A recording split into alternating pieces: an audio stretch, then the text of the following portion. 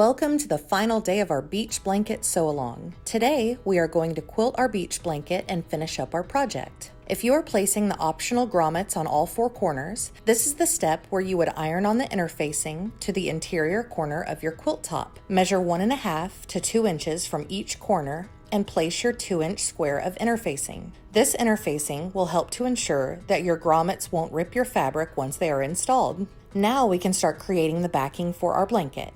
If you don't have any home decor fabric on hand, you can cut out 3 yards of regular cotton woven, measuring 44 inches from selvage to selvage. If you don't have 3 yards of the same fabric, you can always use a forgotten cotton sheet hiding away in your linen closet. Just make sure that whatever you choose to use as a backing, it measures at least 1 inch larger than your quilt top on all 4 sides. If you are using 3 yards of a 44-inch cotton woven fabric, you will cut it in half to make 2 pieces, each measuring 1.5 yards by the width of fabric. Then you will stitch the fabric together at the selvage edges, right sides together, to make a large enough piece of backing. Press the seam to make your backing as flat as possible. Lay out your backing fabric on a large, flat surface like a table or the floor, right side down.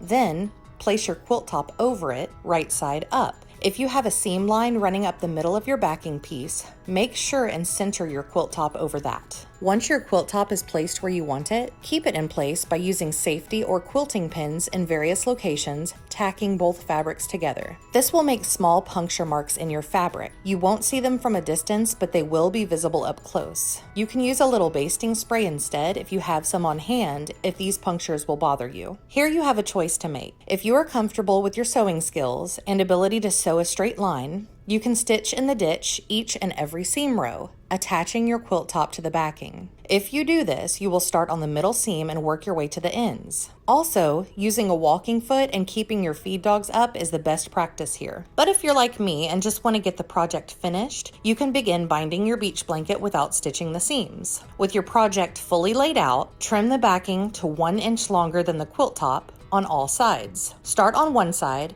and fold the backing a 1/2 inch towards the quilt top. The raw edge of your backing will be touching the raw edge of the quilt top. Press this fold to make a straight, crisp line. After pressing, fold the backing again another 1/2 inch so it's now overlapping the quilt top. Press once more to make a crisp fold, then sew a straight line down the fold in order to affix the 2 pieces together. This is just like hemming the bottom of a shirt, skirt, or dress. You are encasing the quilt top with the backing. Once that side is completely stitched, do the same for the next side. Fold 1/2 inch and press. Then fold another 1/2 inch, press, and sew that side. When I was making my corners, I made a simple corner by just stitching over the existing hemmed edge. Continue this step, hemming and binding until all 4 sides are complete. Remove the pins and press the entire blanket. If you are not adding grommets, your beach blanket is done. If you are adding the grommets, follow the manufacturer's instructions on how to install. You will need 4 grommets and an eyelet or grommet pliers to complete this step. Make sure and install the grommets through the interfacing if you are placing these on your project. Once you are done, post a photo of your completed beach blanket into our Facebook album for day 3 in order to qualify for the sew-along prize